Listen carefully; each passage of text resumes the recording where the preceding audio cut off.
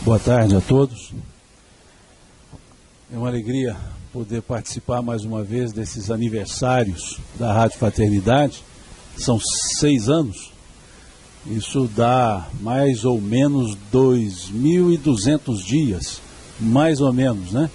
2.190. Eu fiz o primeiro, então, muito bom. Isso são quase 72 mil horas no ar. Isso é muita coisa. Parabéns para vocês, parabéns pelo esforço, pela dedicação dessa turma, que hoje é uma turma mesmo, é um grupo, né? É Falange já. Então, Falange do Bem, né? Essa rádio da emissora do bem na internet. Então, parabéns a vocês pelos 6 anos. Muito obrigado por nos permitir estar com vocês em mais um aniversário. E a proposta para conversarmos hoje é 1h30 só, por isso eu trouxe só 3 livros para conversarmos. Eu creio que nós conseguiremos alongar um pouco nesse assunto. E é a ideia de Jesus e a transição planetária, mas na ótica dos que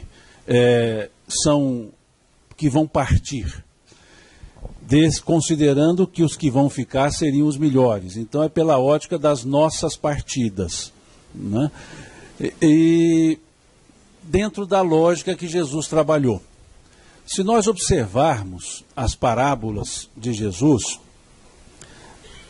em especial as parábolas do reino, elas trazem um aspecto escatológico. Jesus trabalha com certas escatologias. Ele trabalha com julgamentos, com períodos, com momentos.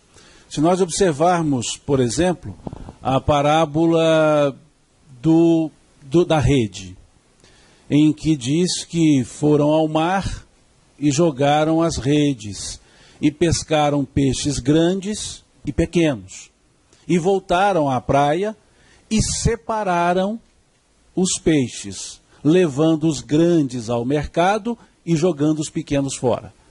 Então nós vemos que é um processo de seleção, um processo escatológico. Se olharmos a parábola do joio e do trigo, traz a mesma lógica, em que há uma semeadura do trigo, e à noite, vindo o inimigo, semeia o joio, e ambos crescem. E ao crescerem, os servos dizem ao Senhor que o joio estava semeado junto ao trigo, e pergunta ao Senhor: queres tu que arranquemos o joio? E o Senhor diz: não, pois no estágio que estão, eles se confundem, e ao arrancarmos o joio, poderemos também arrancar o trigo. Deixai-os crescer juntos, e quando da colheita, colheremos os dois. E aí sim, separaremos o joio do trigo, levando o trigo ao celeiro e ateando o fogo no joio.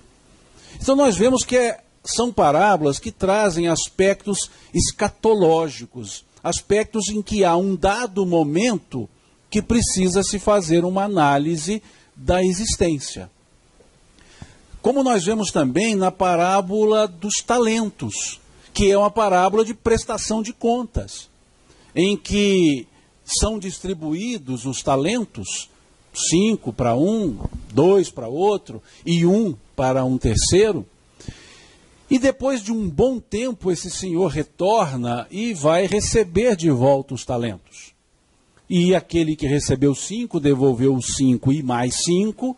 O que recebeu 2, devolveu os 2 e mais 2. E o que recebeu 1, devolveu o 1 recebido. Alegando o temor pela severidade do Senhor, ele ficou com medo de granjear e perder. E por isso ele enterrou o talento e devolveu na forma que recebeu. E o Senhor foi agradecido para com os 2 e foi, de certa forma, severo para com esse 1, dizendo a ele que se ele sabia que ele, o Senhor, colhia onde não plantava, ajuntava onde não espalhava, ele deveria pelo menos ter aplicado aquele talento para devolver ao Senhor o seu valor original acrescido dos juros, pelo menos. É uma parábola de prestação de contas. Por quê? Porque o critério utilizado pelo Senhor para distribuir os talentos foi o critério da capacidade de cada um. Porque diz o texto, e o Senhor deu a cada um segundo a sua capacidade. Então ele não pediria 5 de quem recebeu 2. Mas também não pediria 2 de quem recebeu 1. Ele queria 5 de quem recebeu 5, 2 de quem recebeu 2 e 1 de quem recebeu 1. Porque essa era a capacidade de cada um. Então, é um momento da prestação de contas. Dentro da capacidade de cada um. Não dentro da vontade de quem pede a prestação de contas. Não dentro do que os outros solicitam. Mas o que se é medido é a capacidade. Nada além é pedido. Por isso aquele que recebeu 2, conseguiu mais 2, porque a capacidade dele era para produzir mais 2. Por isso ele recebeu 2. Os 5, a mesma coisa.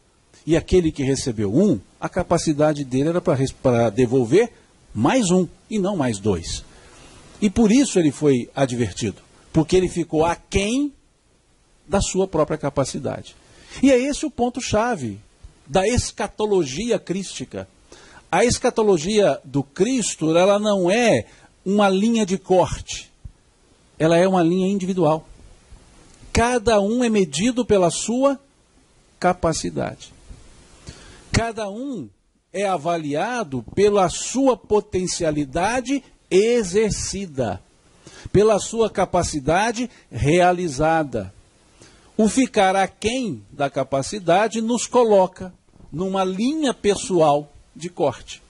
Então essa é a lógica da escatologia do Cristo, dessa seleção, desse momento, entre aspas, de julgamento, que nada mais é do que um auto-julgamento, que um processo de autoavaliação a partir desse autoconhecimento. Então essa é a lógica. Quando olhamos essas parábolas do reino, que começam sempre assim, o reino de Deus é semelhante a, e aí vem com uma série de alegorias, é para chamar a atenção para essa escatologia que não é um julgamento de fora, é um julgamento de dentro, é um julgamento interior. Até porque esse reino de Deus é um reino interior. Porque essas mesmas parábolas do reino, elas tratam da interioridade. Porque se observarmos a parábola das redes, pescaram peixes e peixes ficam onde? Dentro da água. A parábola da pérola, que também é uma das parábolas do reino, pérola é encontrada onde? Dentro de uma ostra. O tesouro estava enterrado em um campo, que é uma outra parábola do reino. O próprio joio e o trigo são semeados para ficar germinando dentro da terra. A parábola do fermento. Fermento se coloca para que ele funcione de dentro para fora no crescer da massa, não é isso? O fermento ele não age de fora para dentro.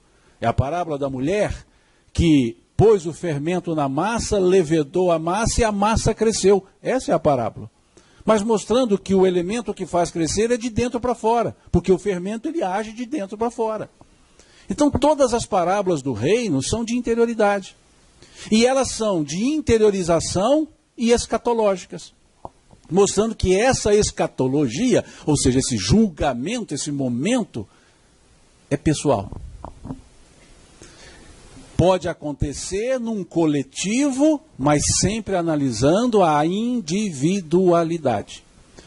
Que a soma dessas individualidades, num dado momento, pode dar um aspecto de uma escatologia coletiva. Mas ela é sempre com critério individual, pessoalizado.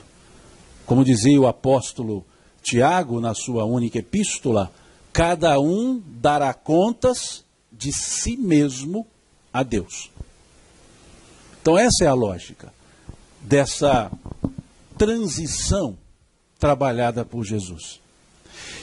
E quando falamos em transição, o que é um período de transição?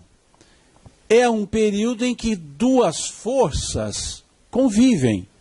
E são forças antagônicas, mas convivem. São as forças de conservação e as forças de transformação. E no momento da transição, as duas forças coexistem. As forças de conservação manter o status quo e as forças de transformação criar novo status. Então, no momento da transição, elas se confundem. E Jesus chamou a atenção para esse processo quando olhamos o capítulo 24 do Evangelho de Mateus. Quando ele vai falar justamente do chamado sermão profético, em que ele fala dessas situações, em que ele vai falar, depois de um longo tempo de pregação, porque esse sermão se dá já às portas da sua crucifixão, depois de um grande tempo, ele vai falar de um momento de transição. Ele vai falar de um momento em que nós precisaríamos repensar as nossas posturas e que esse momento seria numa coletividade para um julgamento individualizado. Mas haveria sim um dado momento. E é bom nós pensarmos nisso observando o nosso planeta, a Terra, onde nós vivemos. É um planeta que tem mais ou menos 4 bilhões e meio de anos. Mais ou menos, eu estou contando só até ontem. 4 bilhões e meio. Notícias dos hominídeos, 5 milhões de anos para cá. 4 bilhões 995 milhões. Ficou sem hominídeo nenhum. Veja, se nós dividirmos em 24 horas, nós estamos ocupando a Terra no último minuto do dia. 23 horas, 59 minutos ficou a Terra sem hominídeo. Ou seja, ninguém estragava a Terra. Estávamos um tempo todo. Quantos bilhões a Terra ficou se ajustando, se adequando para receber essa presença hominídea? O Homo sapiens, que talvez de sapiens não está tendo muita coisa, mas o Homo sapiens, mais ou menos 500 mil anos. Isso não dá nem para contar nos 4 bilhões e meio de anos. É que surgiu o Homo sapiens. E essa mensagem de transição há mais ou menos 2.000 anos. Veja, ela está muito mais próxima do presente do que da origem do passado. Mostrando então que já está numa hora determinada que não se pode mais brincar com ela, prorrogar. Nós temos essas mensagens nos últimos 4.000, 5.000 anos, chamando a atenção para certas posturas e condutas. Como bem colocou aqui o Jorge Alahar, falando dos naipes dos habitantes de um mundo. Quando para cá vieram os de fora, nós estávamos aqui alguns terrícolas, os primitivos do local. E houve um avanço muito grande. Por isso é que, mais recentemente, se avança muito mais rapidamente do que no passado. Porque há outros pensamentos, outras forças que chegaram. E é justamente essas forças que chegaram que deram esse impulso para que, de 4 bilhões e meio, os últimos 5.000 anos tenha sido de grande progresso. E depois dos últimos 2.000 anos, mais ainda. E é justamente nesse há quase 2.000 anos que Cristo alertou para esse momento de transição. Que nós podemos dizer, é só uma ilação, podemos dizer que essa transição ela começa com a presença do Cristo. Por isso a história foi dividida antes dele e depois dele. Porque nós temos elementos novíssimos a partir dele, a partir do Cristo.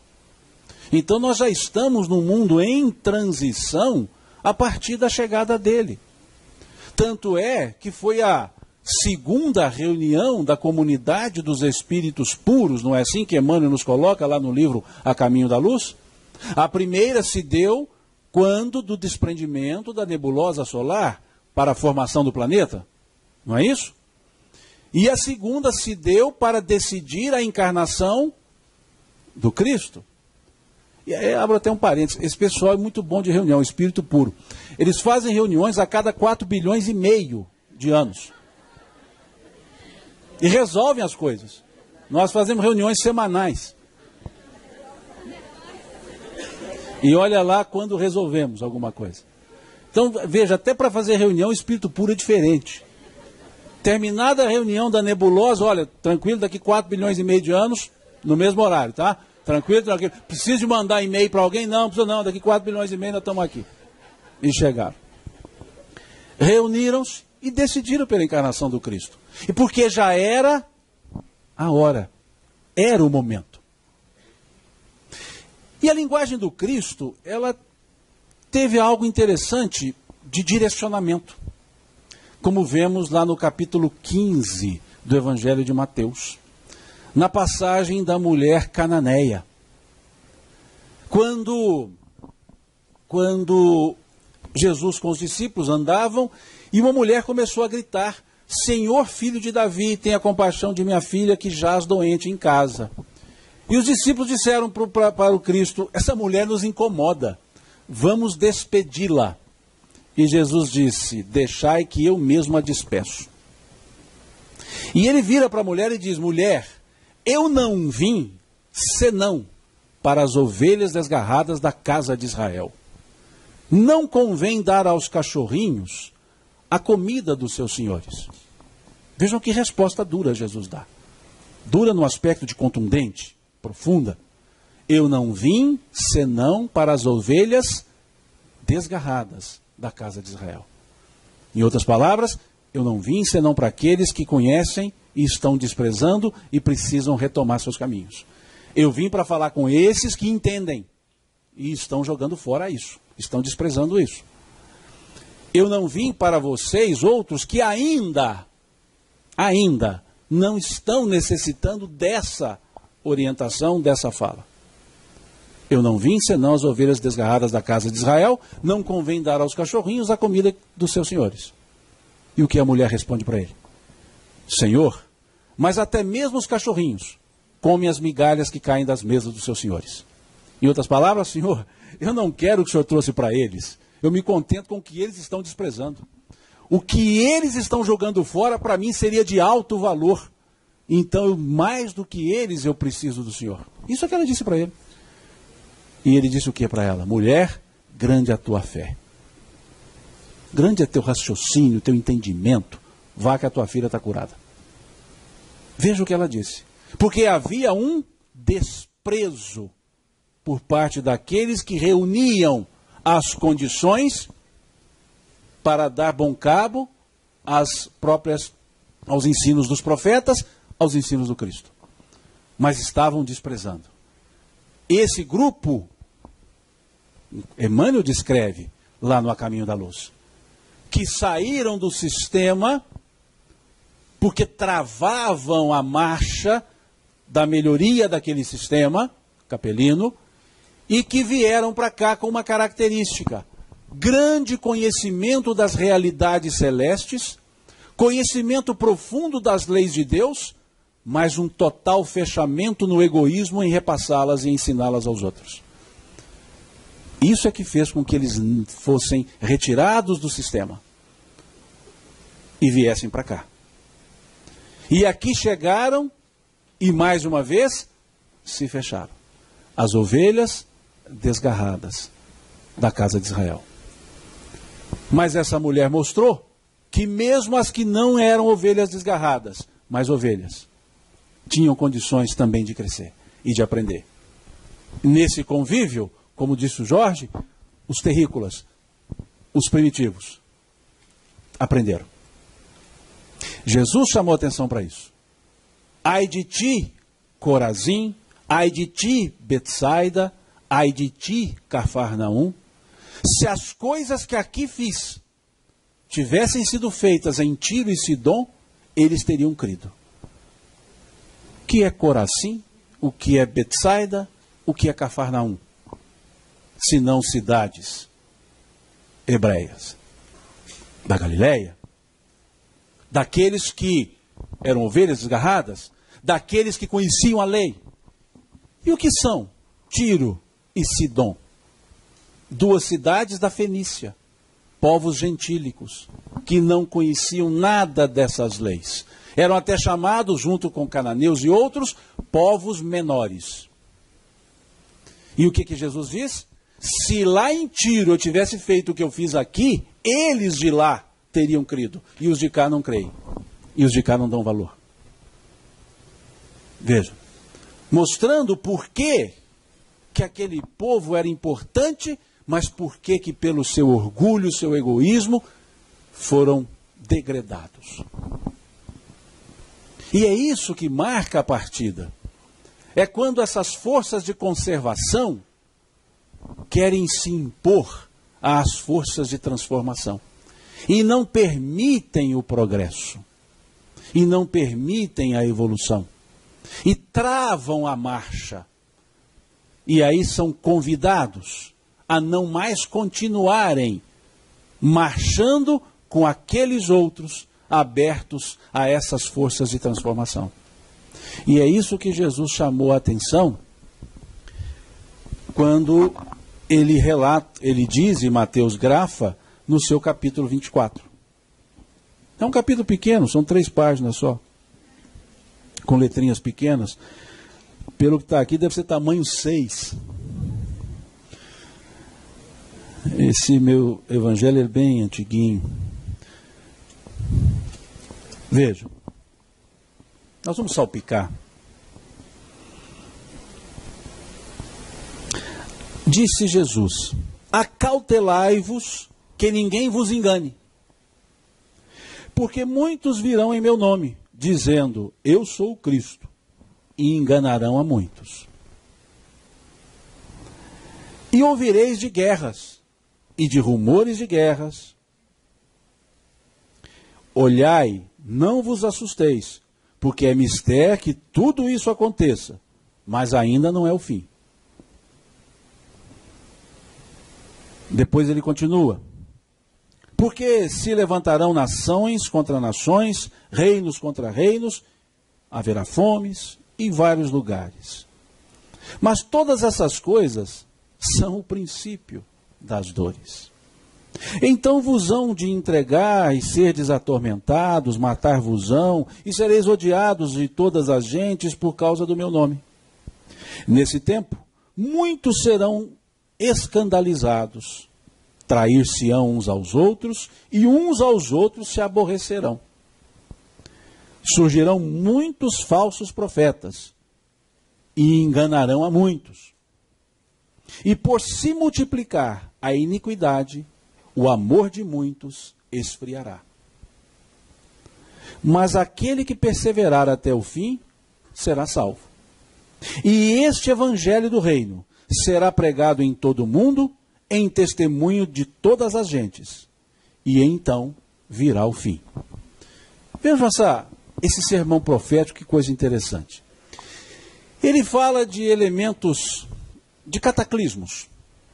Ele fala de intempéries. Ele fala de atitudes pessoais. E diz, depois disso tudo, que não é o fim.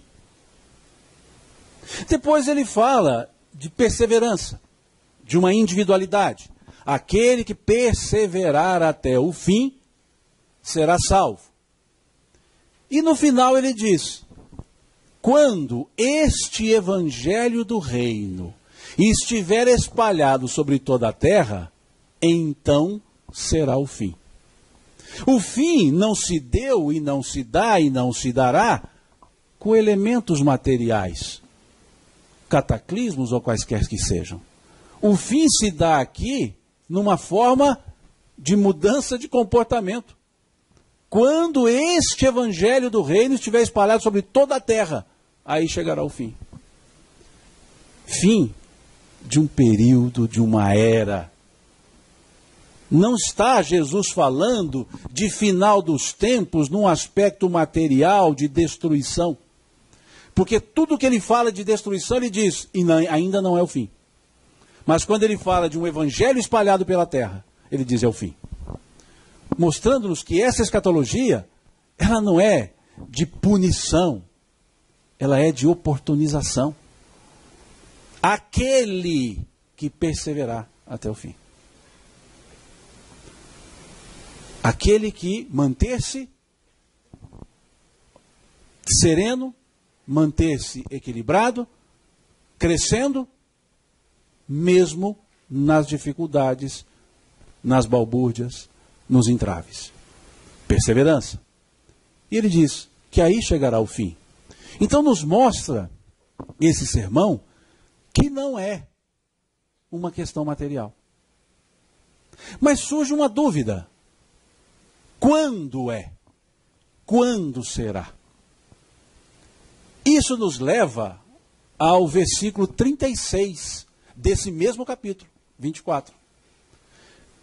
Nesse versículo 36 diz Jesus: porém, aquele dia e hora ninguém sabe, nem os anjos do céu, nem o Filho, mas unicamente meu Pai.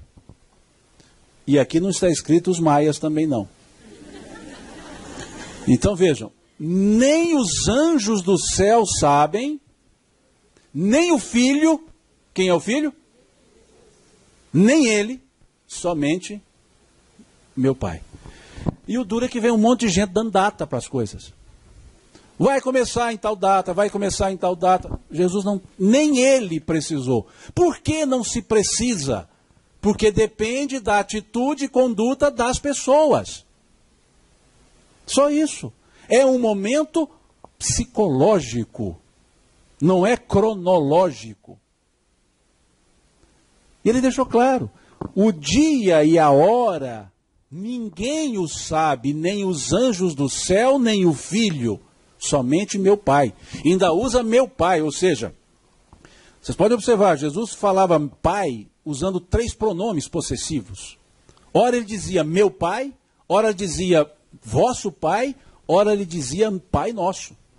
Ele usava 3 pronomes distintos. E numa língua pobre, que função pronominal não era muito dada em condição. E, no entanto, ele pronominalizava todas as suas falas. Quando Jesus falava meu Pai, é como ele, Jesus, entendia Deus. Bem além do que nós entendemos. Meu Pai e eu somos um. Bom só há um, meu Pai. Quando ele dizia vosso Pai, é Deus na concepção da própria pessoa. Sede perfeitos como perfeito é o vosso Pai que está nos céus. Ou seja, se para você Deus é aqui, sua conduta tem que estar aqui. Se para você Deus é aqui, a sua conduta tem que estar aqui. Além disso, não é possível. A quem disso não é devido. Sede perfeitos como perfeito é o vosso Pai. E Pai Nosso é para dizer que independente, Ele é um só. Como vemos lá no capítulo 16 de João, a partir do versículo 32, quando ele diz, pois o Pai é o mesmo e nos ama a todos. Mas ele fazia questão de mostrar a diferença. E aqui ele disse, só o meu Pai o sabe. Mostrando que transcendia até a ele mesmo, o próprio Jesus. Por quê? Momento psicológico. Então haveria um momento em que a soma das individualidades criaria um elemento psicológico propício às transformações. E é isso que Emmanuel escreve lá no livro A Caminho da Luz. Quando ele diz lá, o Espiritismo veio na hora psicológica das grandes transformações ajustar o espírito humano. Mostrando que também o Espiritismo vem na hora certa. Se viesse antes, seria abortado. Se viesse depois, seria desprezado. Vem na hora certa. Por isso Emmanuel chamou de momento psicológico das grandes transformações. E Jesus veio no momento psicológico das transformações. em pessoa para orientar, para chamar a atenção das ovelhas desgarradas da casa de Israel. Porque na saída daqueles espíritos, nós tivemos os arianos, os israelitas, os egípcios, os indo-europeus, cada um por um motivo. Mas em comum, o fechamento e o egoísmo. Porque diz Emmanuel que, quando eu falo egípcios, israelitas, não estou me referindo aos egípcios, habitantes do Egito, nem aos israelenses, nem tampouco a arianos. São espíritos que assim nominalizaram, foram nominalizados. Mas não são pessoas descendentes. São características. Egípcios, tivemos em diversos pontos do planeta, espíritos egípcios, que tiveram culturas muito semelhantes, embora muito distantes uns dos outros, e sem contato.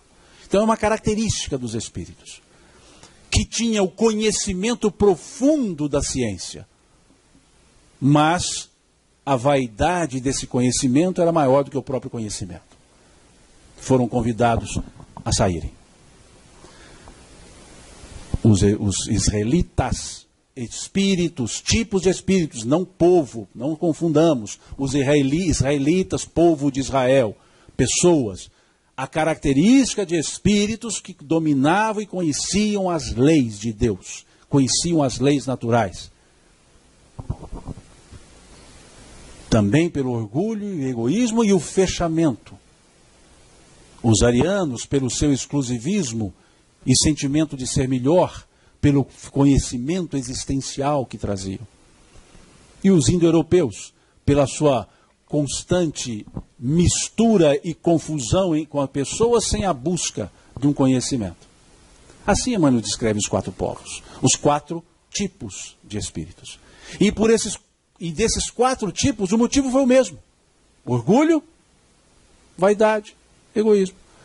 Um na ciência, no conhecimento religioso, no conhecimento existencial, e foram convidados. Por quê? Porque eles travariam a marcha daqueles outros, em maioria, que precisariam crescer.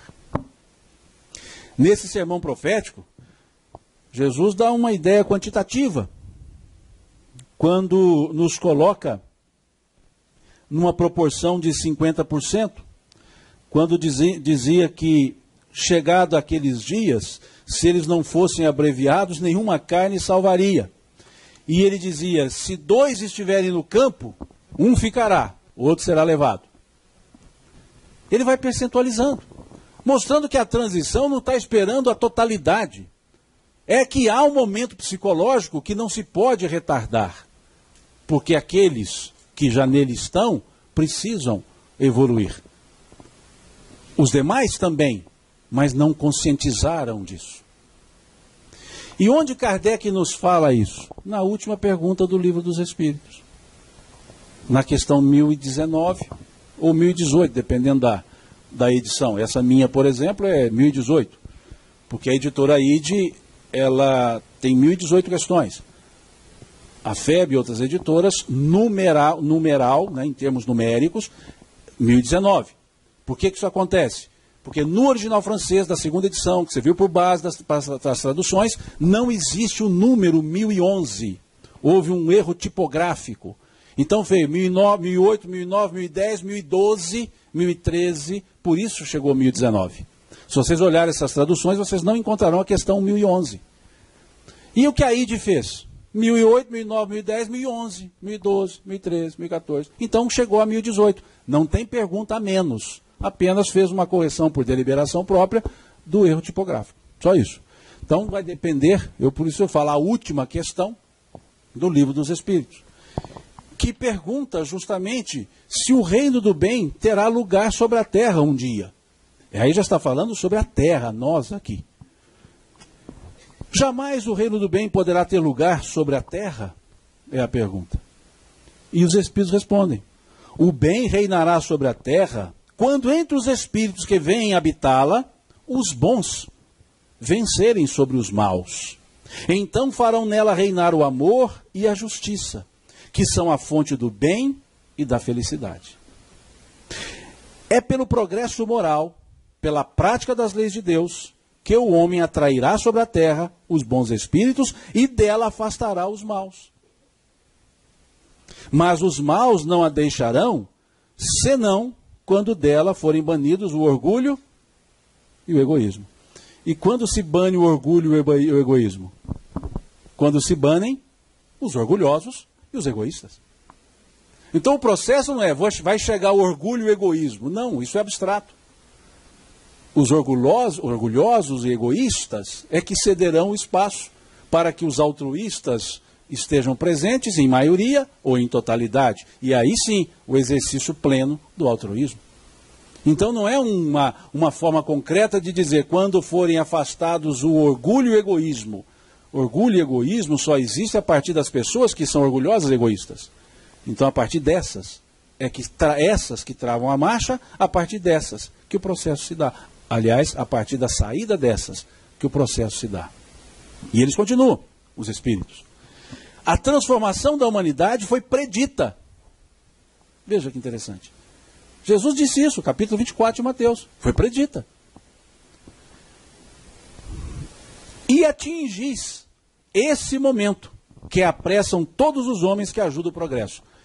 Isso aqui foi escrito antes de 57, em tese, antes de abril de 57, porque se o livro foi editado em abril de 57, então isso aqui foi escrito um pouco antes. Então, ou seja, desde a segunda metade do século XIX já chegou a época. E as pessoas acham que isso acontece de um dia para o outro. Não, então ó, os próximos 10 anos acabaram agora. Não tem mais chances. Não, aqui está dizendo, veja o que eles dizem. A transformação da humanidade foi predita e atingis. O verbo está no presente indicativo. Atingis esse momento que apressam todos os homens que ajudam o progresso.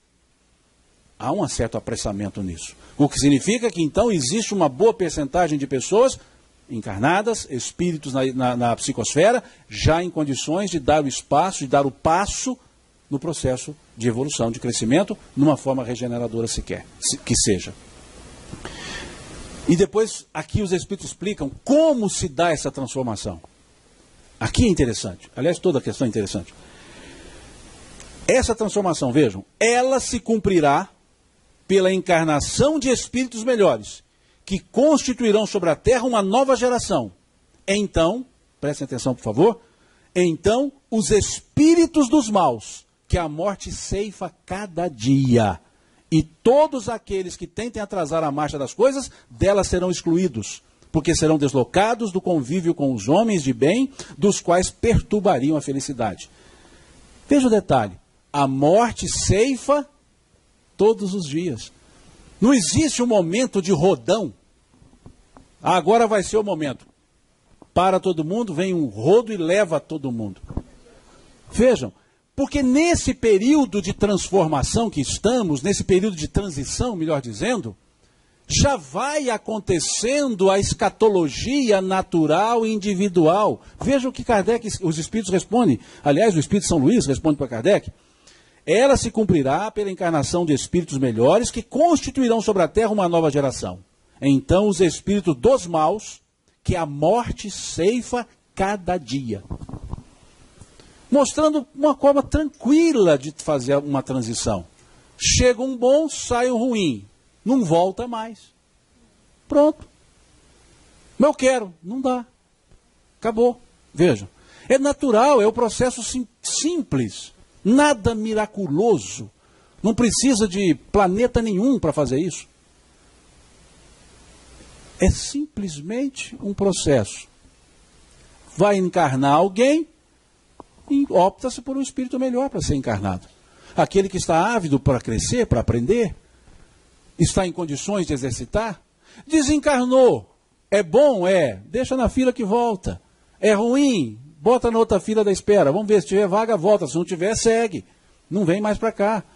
É um processo natural. Como tudo na lei de Deus o é. Natural. Não existe nada. Não há salto quantitativo, qualitativo. Porque não se faz qualidade por saltos. Qualidade se faz por fixação. Por repetição. Por isso o nosso processo evolutivo é numa forma elíptica. É uma espiral, idas e vindas, para aprendizagem, fixação, e assim se vai. Então acontece naturalmente. E todos aqueles que tentem atrasar a marcha das coisas. Porque há uma coletividade já maior que faz as coisas fluírem. Então nós estamos naquele momento assim. Aproveita que você está indo, porque pode ser que a hora que voltar não tem ida de volta não. A passagem encarnatória, ela está só de desencarnação para a volta, não tem garantia de retorno para cá. Vai depender. Antes não, antes estava mais aberto. Não, eu vou lá de novo, pode ir, fica à vontade. Agora sim, vamos ver se pode. Vamos ver se tem vaga. E é uma coisa lógica. Porque se observarmos Emmanuel, ele diz, vou arredondar as contas porque facilita, que nós somos mais ou menos 25 bilhões de espíritos na psicosfera e na crosta terrestre. Vamos facilitar, 28, para fazer as contas só, tá? 28 bilhões. Nós estamos mais ou menos 7 bilhões, contando comigo, encarnados. Estou criando o número agora, tá? Estou chegando ao 28 para facilitar a conta. A proporção é 4 por 1. Estou eu aqui, 4 de lá. E tem vaga só para 7. Significa que eu estou aqui para o meu crescimento, por isso devo valorizar, e estou aqui tomando vaga de outro que poderia estar crescendo. Preciso crescer em respeito a mim e em respeito ao outro. E se fosse assim, pensemos, se fosse, desencarna todo mundo de uma vez, e encarna todo mundo de uma vez, para facilitar, né, processo atacado, né? Desencarnam 7 bilhões, reencarnam 7 bilhões, concordam? Se fosse assim, não é. E vivêssemos na Terra, vamos fazer a conta arredondando também, 100 anos. Então, a cada 100 anos sai uma turma, chega uma outra turma. Se são 4 por 1, quantos anos vão levar para eu voltar aqui? 400. Se fosse assim, eu saí da turma agora só daqui 400 anos. Mas não é assim. Já pode nem ter volta. Não agora. E mais, conforme o Jorge colocou aqui, muito bem colocado por sinal, existem os que já vieram para cá do degredo. Os exilados 1. E correm o risco de serem os exilados 2. Por quê? Porque ainda não progrediram, continuam ovelhas desgarradas da casa de Israel. Porque nem todos retornaram. E aí vai ter o degredo 2, a missão. Por quê? Porque não acordaram, apesar de ter estado aqui por um bom tempo. E continuam os espíritos respondendo. Eles, os maus, eles irão para mundos novos, menos avançados, cumprir missões penosas, por isso o degredo 2, a missão. Missões penosas, onde poderão trabalhar para o seu próprio adiantamento, ao mesmo tempo que trabalharão para o adiantamento dos seus irmãos ainda mais atrasados. Quando chegaram por aqui os menos evoluídos ou os mais atrasados, estávamos aqui, ou os menos evoluídos daqui, os mais evoluídos daqui, que eram os mais atrasados de lá. Dá para entender uma fala de Jesus. Não estou colocando no mesmo caso, não é isso, tá? Esse personagem não foi degradado não, mas só para a gente entender essa lógica. Quando Jesus falou de João Batista, como é que ele disse? Não, dos nascidos de mulher que aqui estiveram, ninguém foi maior do que João, mas o menor no reino dos céus é maior do que João. É só para a gente ter ideia, eu estou falando de João Batista ainda, que não tem nada de degradado. Agora vamos imaginar, a turma que fica, a turma que vem. Então vem os menos melhores, vamos dizer assim, e encontra os menos piores daqui. Então é algo penoso, não é? Está meio difícil. Mas esses que saem vão trabalhar para o seu crescimento pessoal e vão trabalhar para o crescimento dos outros. E aí é uma prova danada. Porque eu já saí pelo egoísmo. E chego aqui para trabalhar pelo crescimento pessoal também. E acabo esquecendo o outro crescimento, o dos outros. E continuo no processo egoístico. Isso é uma prova. E continuam os espíritos. Não vedes nessa exclusão da terra transformada a sublime figura do paraíso perdido? E no homem chegado sobre a terra em semelhantes condições e trazendo em si o germe de suas paixões e os traços de sua inferioridade primitiva, a figura não menos sublime do pecado original? Vejam como esses espíritos resgatam o símbolo do Gênesis. Não os fatos, porque os fatos não ocorreram. O Gênesis, a criação, é uma parábola. Mas eles resgatam o símbolo. E nós vamos olhar esse símbolo daqui a pouco. Cenas do próximo capítulo. É o terceiro livro.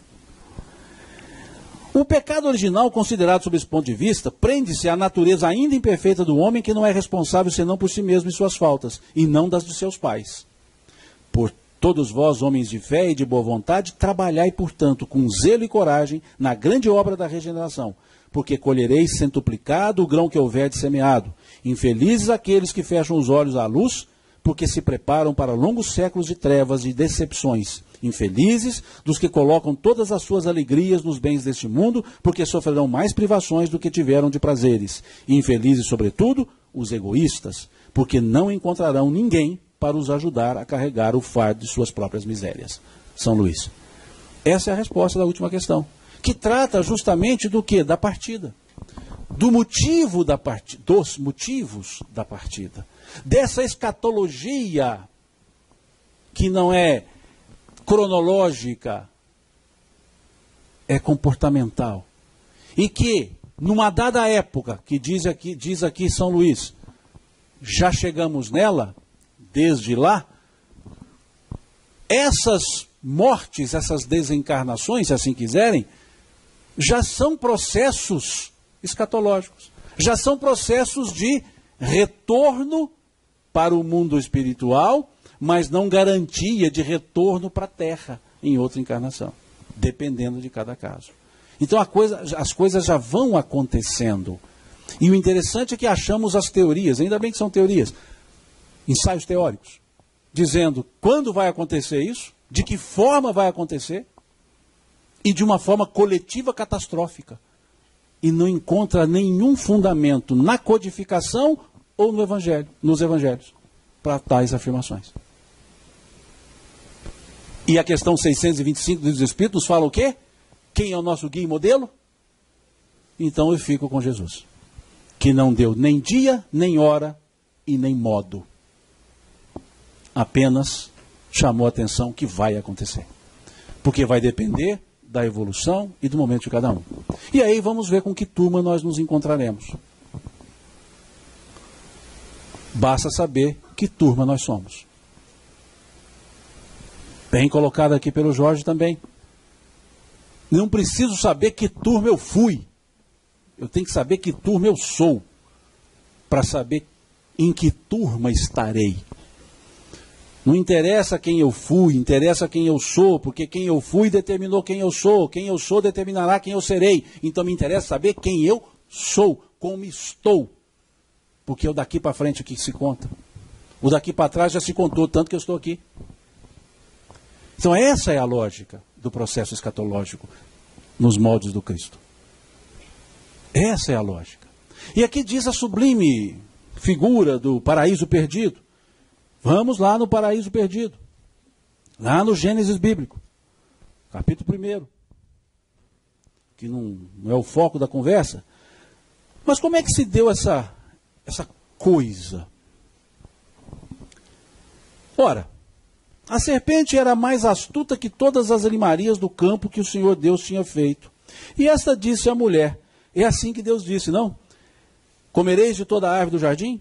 E disse a mulher à serpente, do fruto das árvores do jardim comeremos, mas do fruto da árvore que está no centro do jardim, disse Deus, não comereis dele, nem nele tocareis, para que não morrais. E então a serpente disse à mulher, certamente não morrereis, porque sabe Deus que no dia em que vós comerdes, se abrirão vossos olhos e sereis como ele, sabendo o bem e o mal. Olha o que a serpente diz para para a senhorita. E vendo a mulher que aquela árvore era boa para se comer e agradável aos olhos, você vê que esse negócio de mulher olhar as coisas primeiro já está lá com Eva, né? Tem que olhar primeiro, tem que ser agradável aos olhos, né? Por isso a dificuldade de escolher roupa, porque é no olhar primeiro, né? Mulher só escolhe bem quando tem uma só para escolher. Se tiver mais de uma peça para escolher, não consegue escolher. Porque aquela escolher não é o que ela queria. Porque os olhos. E também deu ao seu marido, e ele comeu com ela. Então foram abertos os olhos, e ambos, e conheceram que estavam nus, e coseram folhas de figueira, e fizeram para si aventais. Porque antes disso eles não se viam nus. Veja o que nos fala aqui o versículo 25 do capítulo 2. E ambos estavam nus, o homem e a sua mulher, e não se envergonhavam. Aqui se fala de dois momentos. Um momento sem uma consciência existencial, um momento com consciência existencial. E é interessante observar essa parte, porque nós vemos três figuras nessa parte.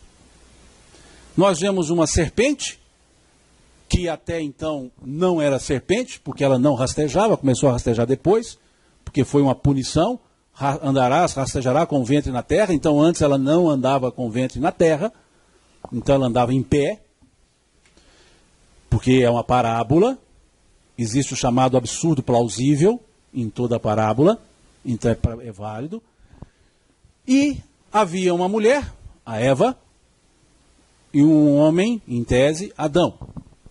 Mas o que é Adão? Adam significa homem, no sentido de humanidade. Não é homem, pessoa, aquele indivíduo. Homem, em humanidade.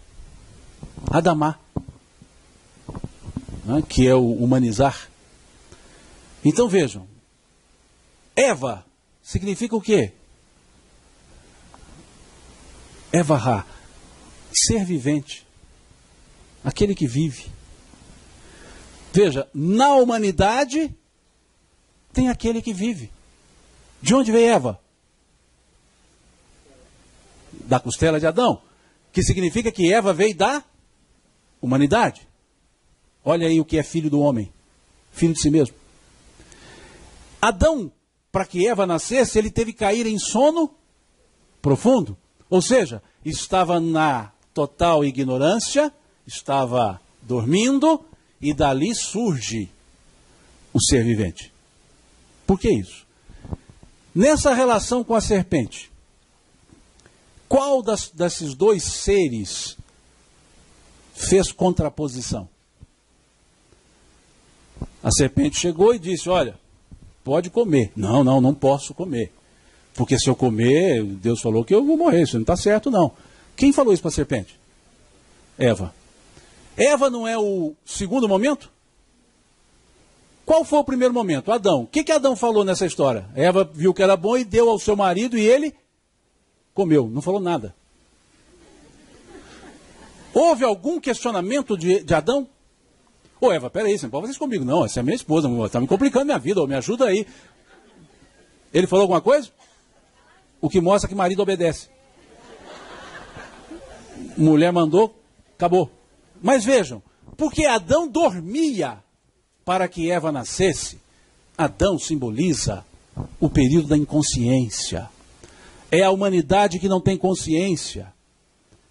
Eva já é o momento que se deu o passo e que já há um conhecimento do que se deve e não se deve. Por isso, responsabilizações. Por isso, uma força maior se coloca.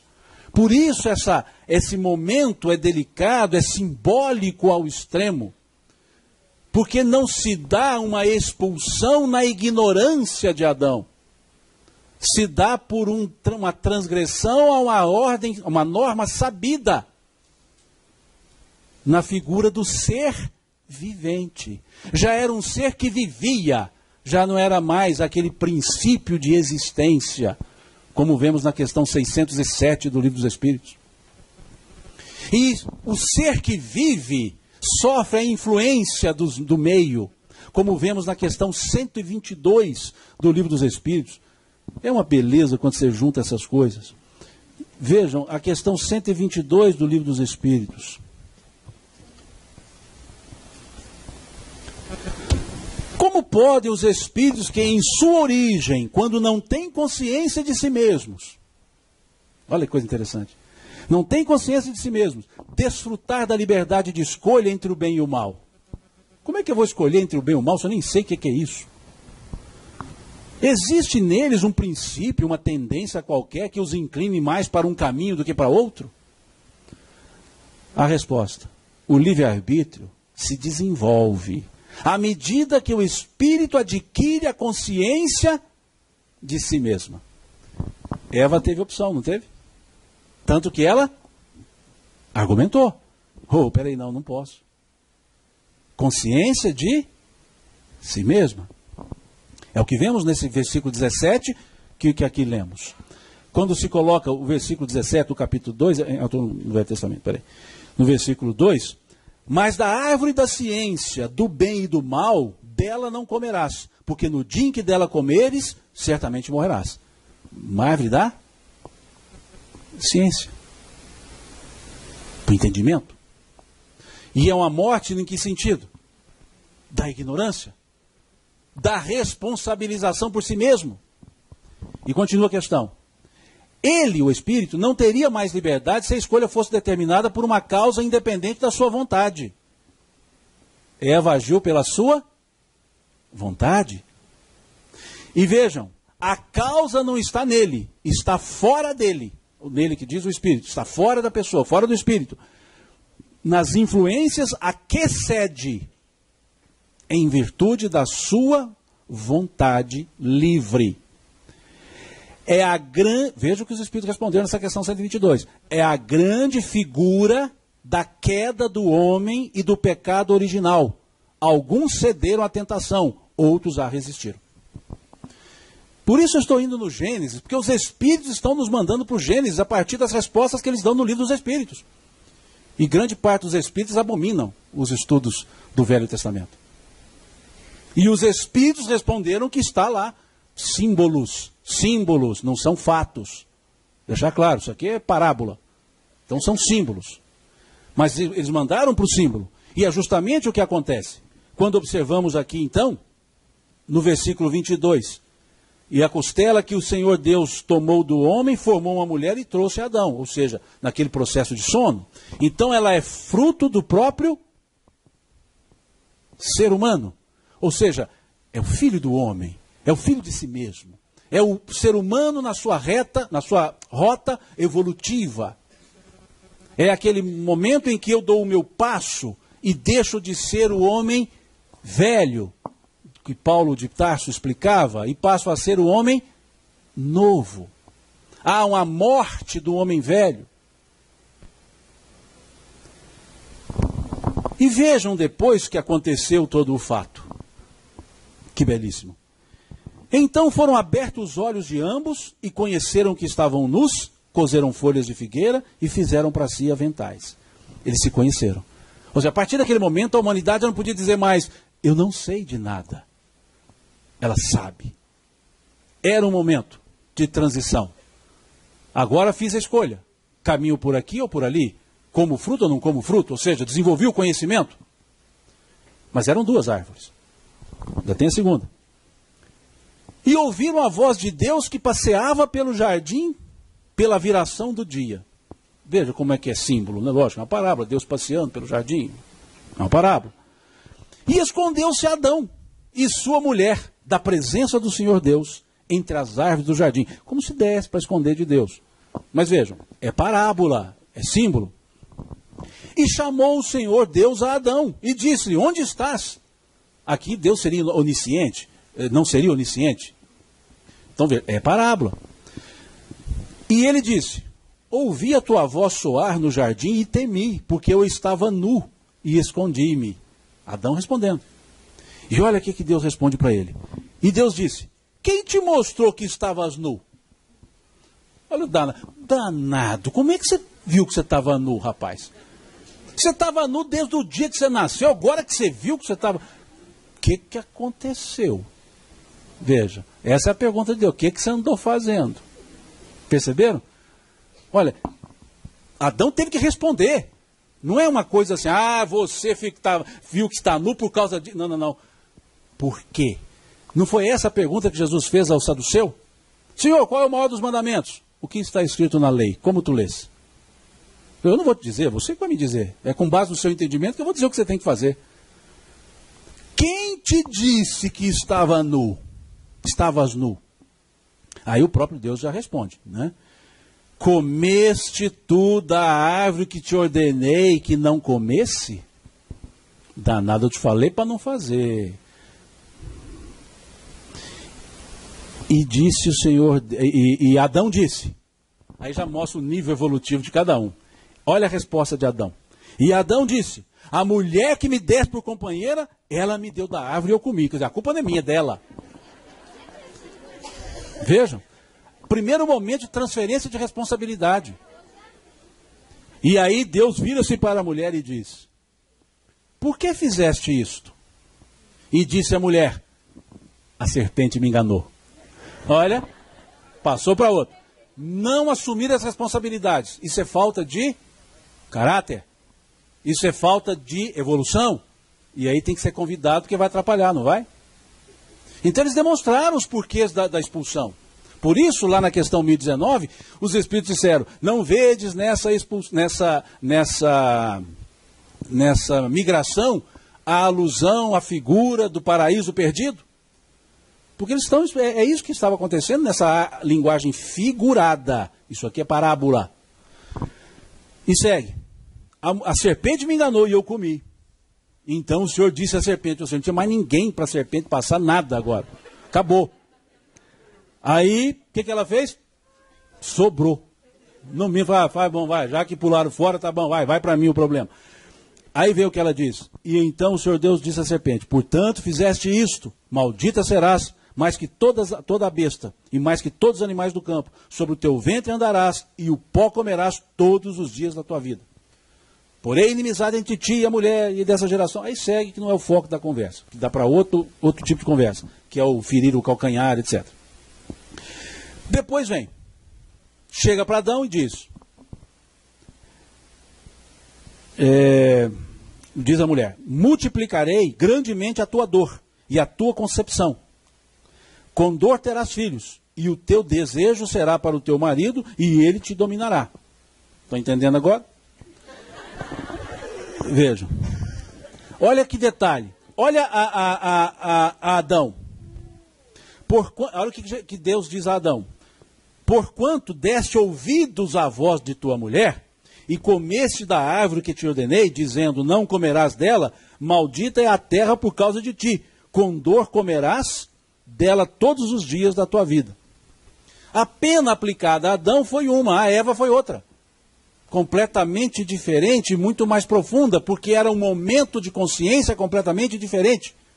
O que nos leva lá ao artigo 11 do capítulo 7 do livro Céu e Inferno, primeira parte. Quando diz que uma mesma falta cometida por pessoas diferentes tem expiações diferentes em função da atenuante ou da agravante que gerou o fato. Vejam. E segue. Do suor do teu rosto comerás o teu pão e etc. Só que tem um detalhe. Essa pena de Adão, que ele tinha que lavrar a terra para comer, na verdade já existia aqui antes. Porque quando Deus criou a terra, ele diz que não havia quem lavrasse a terra. Diz assim, ó, e toda a planta do campo que ainda não estava na terra, e toda a erva do campo que ainda não brotava, porque ainda o Senhor Deus não tinha feito chover sobre a terra, e não havia homem para lavrar a terra. Então esse lavrar a terra era necessidade, não é uma punição. Era agora o seguinte, agora já choveu, já tem todos os elementos, já está na hora de você crescer por você mesmo. Veja o momento evolutivo trabalhado. Porque já foi dito antes que faltava gente para lavrar a terra. Faltava um homem para lavrar. E depois Adão recebe uma pena que é lavrar a terra. Mas é justamente agora já é hora. E aí diz, interessante, aí diz o seguinte: então disse o Senhor Deus, eis que o homem é como um de nós, sabendo o bem e o mal. O que a serpente falou para Eva? Olha o que a serpente falou para Eva: porque Deus sabe que no dia em que dele comerdes, se abrirão vossos olhos e sereis como ele. Olha o que Deus disse: eis que ele eis que o homem é como um de nós, sabendo o bem e o mal. A conversa ali era de consciência. Olha, você vai abrir os olhos, você chegou na hora, não vai ter jeito, daqui para frente é responsabilidade plena sua. Sabe o que é certo e o que é errado, o bem e o mal. Não houve uma mentira, pode ter havido uma antecipação. E continua: pois, para que, aí diz Deus, pois, para que não estenda a sua mão e tome também da árvore da vida, e coma e viva eternamente, o Senhor Deus, pois, o lançou fora do jardim do Éden, para lavrar a terra de que fora tomado. E havendo lançado fora o homem, pôs querubins no oriente do jardim do Éden, e uma espada inflamada que andava ao redor para guardar o caminho da árvore da vida. A árvore da vida, porque a árvore do conhecimento já havia sido utilizada. A árvore da vida agora já é o entendimento do que é a vida, não é mais o conhecimento. É a conscientização. Essa só depois que voltar para o jardim do Éden, ou seja, essa só na rota evolutiva. É aquele momento em que o homem verá Deus e o compreenderá. Não é assim que os Espíritos respondem? Um dia o homem verá Deus. Quando não mais estiver obscurecido pela matéria, o homem verá Deus e o compreenderá. Esse é o momento da árvore da vida. E esse é no retorno. E essa expulsão que os Espíritos trabalharam aqui na última questão dos Espíritos, também a vemos lá na questão 132. Que fala a pergunta é: qual é a finalidade da encarnação dos Espíritos? Veja a pergunta. Qual é a finalidade da encarnação? Não é reencarnação. Reencarnação é a 167. Qual a finalidade, qual o fim objetivado com a reencarnação? Aqui não é quantidade a questão 132. Qual é a finalidade da encarnação dos Espíritos? Por que os Espíritos nós precisamos encarnar? Porque é lógica essa questão. Nós somos criados no mundo espiritual, não somos? Fomos, aliás, e somos, continua. Criado no mundo espiritual, questão 84. Deus jamais cessou de criar espíritos. Então vejam, fomos criados no mundo espiritual. Evoluídos ficaremos no plano espiritual. E por que a rota tem que passar por um plano material? Por que então o desvio de rota? Por que não pode fixar só no espiritual? Essa foi a pergunta que fizeram aos espíritos. Porque Kardec fez. Qual é a finalidade da encarnação dos espíritos? E a resposta que os espíritos dão. Vejam o verbo que os espíritos usam para responder essa questão 132 do Livro dos Espíritos. Eu estou lendo demais, gente? Não. Certeza? Mas já está terminando o terceiro livro. Depois tem a conclusão. E basta lembrar que o Livro dos Espíritos tem 12 conclusões. Então a gente tem bastante para concluir ainda. Vejam a 132. Qual é a finalidade da encarnação dos Espíritos? Deus lhes impõe. Olha o verbo. Deus lhes impõe. Não foi Deus lhes sugere. Vai lá, só. É uma ideia. Quem sabe dá certo. Deus lhes impõe. Onde é que está meu livre-arbítrio? Depois disso. Deus lhes impõe a encarnação. Mas não é só a imposição. Olha a resposta inteira. Deus lhes impõe a encarnação com o objetivo de fazê-los chegar à perfeição. Mostrando então que a encarnação é um caminho natural para o aperfeiçoamento. Então não é porque ele quer. Por que você vai encarnar? Porque eu quero que você encarne. Não, porque você precisa dela. Ah, então quer dizer que no mundo dos espíritos não evolui? Evolui, questão 230 do Livro dos Espíritos. Né? O espírito cresce em conhecimento, diz a resposta da 330. Mas somente o contato com a matéria lhe permite fixar esse conhecimento. Então evolui-se, em teoria. Vamos lá na questão 230. Não custa nada, está aqui pertinho. O espírito progride no estado errante Errante no sentido da erraticidade. Pode melhorar-se muito, sempre segundo a sua vontade e o seu desejo, mas é na existência corporal que ele põe em prática as novas ideias que adquiriu. Ou seja, tem que ir para a terra de novo, não adianta. Aí vem continua a resposta. Para alguns é uma expiação, para outros é uma missão. Todavia, para alcançarem essa perfeição, devem suportar todas as vicissitudes da existência corporal. Nisso é que está a expiação. A encarnação também tem outro objetivo, que é o de colocar o espírito em condições de cumprir sua parte na obra da criação. Olha como é que se amarra com a questão 1019. Olha como se encaixa com o processo adâmico. Colherás, com suor do teu rosto comerás. Ou seja, a encarnação tem a finalidade de fazer com que o espírito contribua para o seu próprio progresso e contribua com a obra da criação. Então isso é imposição. É aquela mesma imposição que os pais fazemos aos filhos, crianças.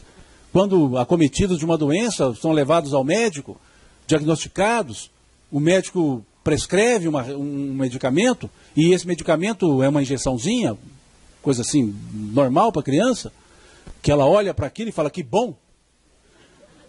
E ela então vai tomar aquela injeção, e a criança assim, já com seu livre-arbítrio bem exacerbado, nos 4 anos de idade, e ela diz assim, eu não tomo esse negócio. Criança nossa aqui, mineira, né? Eu não tomo esse trem. E o pai fala, toma. Não tomo, toma, não toma. Ai, tomou. O pai impôs, porque era necessário. Então, encarno, não encarno. Fui. Encarnei. Porque é necessário. Então essa é a lógica. Essa expulsão adâmica é o momento da fixação. É esse sair que não é degredo, no sentido de uma simples expulsão, é um convite, de certa forma, compulsório, para habitações em outros lugares que são propícios ao meu crescimento. Porque nós, os espíritos, somos todos criados simples e ignorantes, não é isso? Questões 115, 114, 115, 116 do Livro dos Espíritos, e 133 também do Livro dos Espíritos, que mostram que somos criados simples e ignorantes, que trazemos o germe para o aperfeiçoamento. E aí nós vamos mais uma vez ao Gênesis bíblico, no versículo 27 do capítulo 1 da parábola do Gênesis, quando diz lá, e Deus criou o homem, homem e mulher os criou, a imagem de Deus os criou. Façamos o homem a nossa imagem e semelhança. Vejam, quer dizer que no Gênesis bíblico diz que nós todos somos a imagem e semelhança do Criador. Então nós somos seres que trazemos a imagem, a semelhança do Criador. Mas, irmão, isso é só parábola. Não, isso também está no Livro dos Espíritos. O que está na questão número 1 do Livro dos Espíritos? Essa todo mundo sabe de cor. Porque não tem um que não tenha lido pelo menos a primeira questão do Livro dos Espíritos. O que é Deus? Ou que é Deus, melhor dizendo. Que é Deus? Inteligência suprema do universo. Causa primária, todas as coisas. O que é supremo? Se é o máximo, é que tem o mínimo, não tem? Supremo é que está acima, não é isso? Os Espíritos não responderam, Deus é a inteligência única do universo. Responderam isso? Inteligência suprema. Então significa que existem outras inteligências. Porque senão Deus não seria supremo, seria único na inteligência. Concordam? A própria resposta diz isso. E onde estão essas outras inteligências? Tá, nós estamos aqui sentados. Tá, mas e no Livro dos Espíritos, onde é que está essa outra inteligência? Questão 76 do Livro dos Espíritos. Que definição pode se dar dos espíritos? São os seres inteligentes da criação. Opa! Se assemelharam, mas tem uma diferença. Por isso é semelhante. Inteligência, na questão número 1, é substantivo. Deus é a inteligência suprema do universo. E na questão 76, inteligência, está adjetivada. São os seres inteligentes da criação. Veja que interessante. Nós, os espíritos, temos a qualidade divina. Nós não temos a potência divina. Nós não somos os deuses. Nós temos a qualidade. Nós temos a característica. Deus é a inteligência suprema, os espíritos somos os seres inteligentes. Inteligência em Deus é a perfeição. Em nós é a perfectibilidade. O que é perfectibilidade? Capacidade de se aperfeiçoar. Por isso é que nós evoluímos. Nós só evoluímos porque temos a característica do evoluído, do ser único, do ser inominado. Nós só evoluímos porque trazemos essa característica. E por isso a evolução é compulsória. O único determinismo da lei de Deus é que nós todos evoluiremos.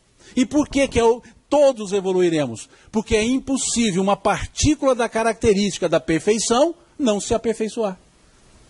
Porque a perfeição é que deu a qualidade ao perfectível. Então nunca o perfectível deixará de se aperfeiçoar.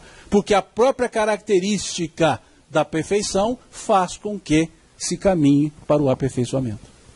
Então esses degredos são métodos pedagógicos, didáticos, nada metodológicos, mas precedidos de uma boa programação, para que nós exercitemos a nossa evolução. Para que com a nossa ação, comerás com o suor do teu rosto, com o nosso próprio esforço, pelos nossos próprios trabalhos, pela nossa própria consciência. Se degredados, caminhar com os menos para fazê-los mais, e eu também mais. Se permaneço, crescer com os demais. Então esse é o momento escatológico. Esse é o momento que nós precisamos pensar que já se avizinhou e se avizinha, como dizem os Espíritos na última questão. Que, conforme disse o Cristo, o Evangelho estaria sobre toda a terra. Então já estamos no momento de recepção das mensagens do Evangelho, da vivência dos ensinamentos do Cristo, que o Jorge deve falar hoje também sobre esse assunto à noite, pelo que eu vi pelo tema da palestra. Esse viver, sentir, existir com o Cristo. É esse o processo. Essa é a transição. E há uma letra de música, será que dá para a gente usar lá? Não dá não, né? Deu certo? E a música deu? Então depois vem, só deixa o negocinho lá. Há uma letra de música, para a gente encerrar, porque até agora eu não tinha falado em letra de música ainda, né? O pessoal estava assim, nossa, esse cara deu uma regenerada. Mas não dei não. Vejam, Luzes da Luz, que é de autoria do Gladstone, que foi musicalizada pelo Tim, Vanessa. Mas vejam que interessante, o que essa letra nos fala, senão o processo evolutivo? Um frêmito da grande luz, e luzes jorraram em profusão. O que é um frêmito? Uma faísca, um raio. Uma faísca da grande luz. Que grande luz é essa?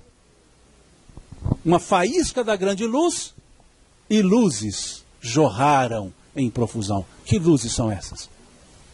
As suas criaturas, nós. Houve tempo na eternidade, espaço na imensidão. Eternidade só é eternidade porque ela é atemporal. Porque se ela tem tempo, ela não é eternidade. Mas aqui no absurdo plausível, muito bem colocado, por que houve tempo na eternidade? Porque está se falando da criação de cada espírito. Cada espírito é um. É como se fosse assim, Simão, vou te criar.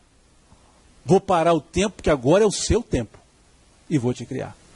E criou outro, e criou outro. Ou seja, cada um de nós ocupamos um tempo. Cada um de nós tem a sua individualidade. Cria um tempo na eternidade. E um espaço na imensidão. É justamente a imensidão porque você não divisa espaços. Mas as luzes, os seres espirituais, têm o seu tempo e ocupam o seu espaço. Porque são seres individualizados. Têm consciência de si mesmos. E criados para que fim? Sustentar a vibração divina tornou-se o nosso afã. O que nós devemos fazer, então? Sustentar a vibração divina. E o que é a vibração divina? O amor. E o que nós não estamos fazendo? Sustentando a vibração divina. Nós cremos no amor, mas não temos atitudes de amor. Sustentar a vibração divina tornou-se o nosso afã. Surgiu a bipolaridade. Agora, há homem, existe homem, e há mulher, existe mulher. E aí ele começa a falar dos contrastes. Presença, ausência, luz, não luz, calor, frio, ato, inação. Vejam, mostrando que esse processo de crescimento se dá pelas próprias dicotomias do processo. Das escolhas. O nosso crescimento se dá pelas nossas próprias escolhas, porque estamos numa bipolaridade. Há perfis, perfil homem, perfil mulher, não no sentido sexual, presença, ausência, idas e vindas, luz, não luz, momentos das trevas, momentos de claridade, calor, frio, ato, inação, mostrando os contrastes da vida, para justamente fazermos as escolhas. E aí mostra aquele processo Leon Denis, dorme mineral, desperta vegetal, segue instintos no animal. O homem se ergue na figura de Adão, ama e aprende a ser o rei da criação. Vejam que Adão não é o rei sobre todos os animais, dominarás. Não. A lógica, o homem se ergue na figura de Adão. Qual é a figura de Adão? A figura do erro, da tentativa, da escolha, embora equivocada, mas se ergue mesmo no erro, porque é um dos meios de aprendizado que temos, principalmente no mundo de provas e expiações como o nosso. O homem se ergue na figura de Adão, e ele ama, e por amar é que aprende a ser o rei da criação. O rei da criação não é pelo conhecimento, é pelo amor. E nesse momento, como é que Gladson entende? Queremos voltar a ti, ó Pai. As luzes querem, anseiam a Mãe Luz. Vejam, tomamos a consciência, sabemos quem somos, o que devemos fazer e o que nós queremos. Voltar ao Pai. Crescer. Queremos voltar a ti, ó Pai. As luzes querem, anseiam a Mãe Luz. Pai e Mãe. A consciência, o conhecimento e o amor, o carinho, o afeto. Porque Deus é tudo isso. Luzes perdidas. Os que estão para sair. Serenai. Eis o roteiro. Segue Jesus. Por isso ele veio aqui, à Terra. Para que pudesse ser seguido. Para que tivéssemos um referencial, um modelo para Ctrl+C, Ctrl+V. Para copiar mesmo. Por isso ele se encarna. Para ser essa referência. Para que não possamos dizer a quem seguir. Foi isso que Tomé diz, que Pedro disse, aliás. Senhor, se tu fores, para onde iremos? Pois só tu tens as palavras de vida, só tu tens as palavras de vida eterna. Agora, ele não vai, porque os seus ensinos ficaram. Então Jesus não foi, o Cristo não foi, permaneceu, porque deixou-nos os ensinos, os exemplos, a palavra. E serenemos por isso, basta segui-lo. Como disse ele, aquele que quiser vir após mim, renuncie-se a si mesmo. Pegue a sua cruz a cada dia e me siga. Vinde a mim, todos vós que estáis cansados e fatigados, eu vos aliviarei. Tomai sobre vós o meu jugo, e aprendei comigo, que sou manso e humilde de coração. E encontrareis refúgio para as vossas almas. Pois leve é meu fardo e suave é meu jugo. Eis o roteiro. Segue Jesus. Essa letra do Gladstone é um tratado existencial. É um tratado da evolução. leva-nos a entender os nossos propósitos. E cantada pelo Tim e Vanessa, então, torna-se um espetáculo, que nós vamos ouvir esse espetáculo.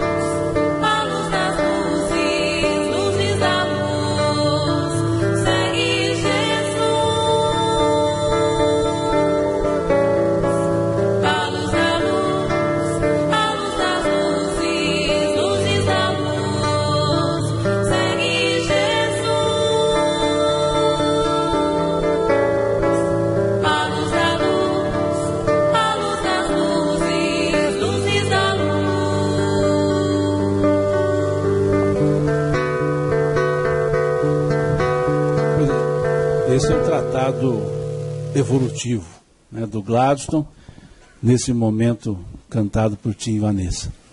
E é isso, segue Jesus. Para não sairmos da linha, para evitarmos desencontros, é só nos encontrarmos com Cristo. Esse que não nos abandona, esse amigo presente, esse que está sempre conosco. Tal qual ocorreu na noite de tempestade, em que ele dormia num barco, os homens experientes, pescadores, tomados pelo medo, acordam Jesus. Acordam-no e diz a ele: mestre, vamos morrer. E Jesus diz a eles: por que temeis? Não estou eu aqui convosco? Esse é o Jesus que está conosco mesmo nas tempestades difíceis do dia a dia. Basta que ouçamos essa voz dele. Por que temeis? Não estou aqui convosco? Porque ele fecha, aliás, Mateus fecha o seu evangelho, dizendo justamente isso. Eis que estarei convosco até a consumação dos séculos. E ele está conosco. Obrigado a vocês pela paciência, por ter estado aqui, por ter me aguentado essa 1h30. E rogo a Deus que os abençoe. E na minha mineirice, Deus lhes pague por tudo isso. Muito obrigado.